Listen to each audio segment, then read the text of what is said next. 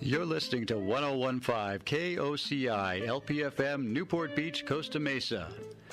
Welcome to Sunday Brunch, underwritten by Classic Yacht Excursions and on the web at classicyachtexcursions.com. And now, the hosts of Sunday Brunch, Tom Johnson and Lynn Selich. Back. It's Sunday Brunch with Tom and Lynn. At Malarkey's. At Malarkey's. Doesn't get better than this. I know. Malarkey's Irish Pub. When you want Peninsula, there's one place to start and one place to finish, and that's Malarkey's. That's right. Am I right, Mario? You're very right. So we're joined right now by Mario Marovic, owner of Malarkey's and Wild Goose, among other things, and his extremely talented chef, Cody Storts. Welcome to both of you. Thank you very much. And Cody, I understand that you are the creator of the Wild Goose menu, and you're redoing the menu here at Malarkey's. Tell us a little bit about that. Yeah, we are taking on a new adventure here, putting great food in this iconic bar down here. Yeah, you look like a celebrity chef. You do with Is all it? the you got the it's look tattoos. going It's a dead on. giveaway, Yeah. right? The food tattoos. Yeah, absolutely. Exactly. Somebody told me it was cool once, so we did it. Yeah, and tell us a little bit about your culinary background. I'm a retired fat kid, man. I just like food. So basically, I come to I've places. never heard it said better. Yeah, I like to eat, and I like people to enjoy what they eat. I'm not here to try to make you healthy or try to do crazy things that blow your mind. What I'm trying to do is just make it so you come here and you have a good time and make approachable food that you want to eat all the time. One of my favorite items on the menu at Wild Goose is the sweet potato goat cheese fritters. Those things. Yeah, they don't suck, right? Oh, they're killer. Cool. Yeah, we like them. We the first time we got them, we ordered one, then we ordered another, and then we ordered another. Yeah, it They were happens. so good. So, but tell us a little bit. Can you kind of give us a sneak peek at what you're going to do with Malarkey's menu? Absolutely. We're gonna start with breakfast mostly, and everything's gonna be made in house. So we're gonna take every scratch item, and if we can't make it as good as possible, we're gonna figure out a way to. And so we're gonna revamp kind of this Irish culture with a influence of Newport, and kind of lighten the fare and bring the noise. So I'll tell you, one of the things I love here is the Eggs Benedict. So I don't know if you're going to change that. It's only going to get better. Oh, it is good. And I love the half-breed. And I think ever since I've been coming to Malarkey's, and I know it's, you guys are the new wave of ownership, but ever since I've been coming here, me and my friends all just love to come on the weekends and have the half huevos rancheros, half Benedict. But So, Mario, tell me, how does it work when you're putting together a new menu in an already established place? How do you make up your team, and who's involved in that? Very good question. When we bought Malarkey's 4 years ago from Bill Hamilton Sr., we wanted to keep the history of Malarkey. So what we did was we operated it as the way it was for about 4 years. And we got a chance to really get a feel for the culture, the customers. We kept a lot of the staff. Now that we've got a really good grasp on what we feel the market wants, now we brought Cody in, and we're going to revamp the menu and make it a little bit more gourmet and take it to another level. With the amount of competition you have in the restaurant industry, you've got to constantly be progressing and striving for higher quality and gourmet, but at the same time having discount prices. So, it's family friendly. You can come in once or twice a week, and it just becomes like your friendly neighborhood spot.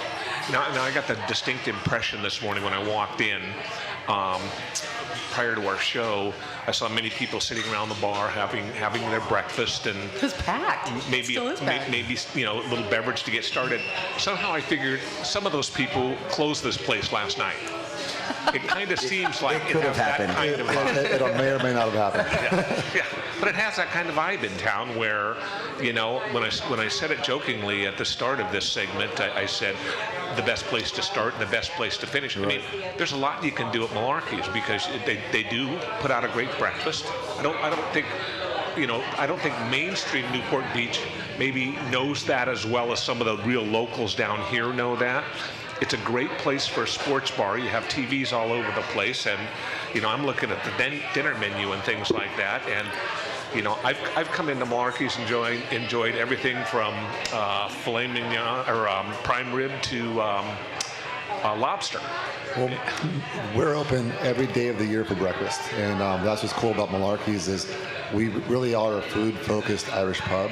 So like on Christmas morning, when everything else is closed, Malarkey's is packed with families coming in for breakfast. And your typical Saturday or Sunday here, you're going to see maybe somebody at the bar having a Bloody Mary, but you're going to see a grandmother and grandkids and parents and multiple generations of people coming in, enjoying the food, great location, ample parking, and that's what makes Malarkey special. And that's not something you can really recreate.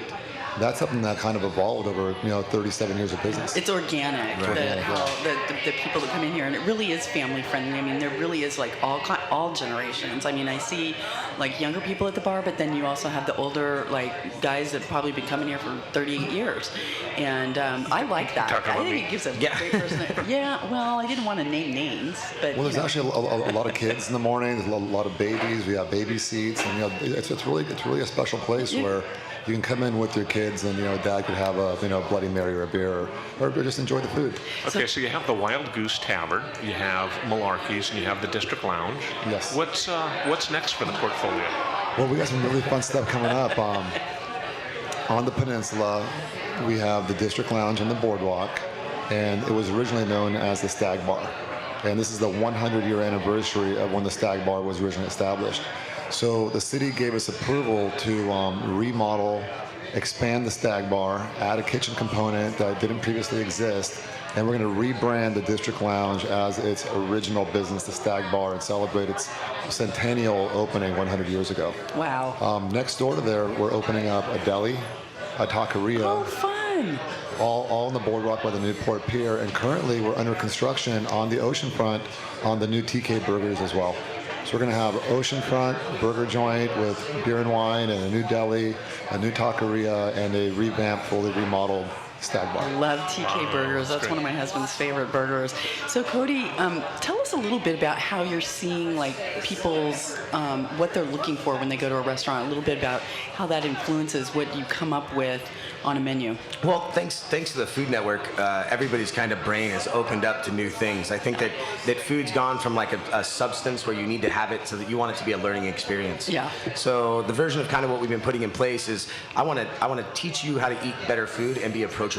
So it's things just done in a different way. Now, would you guys ever have cooking classes?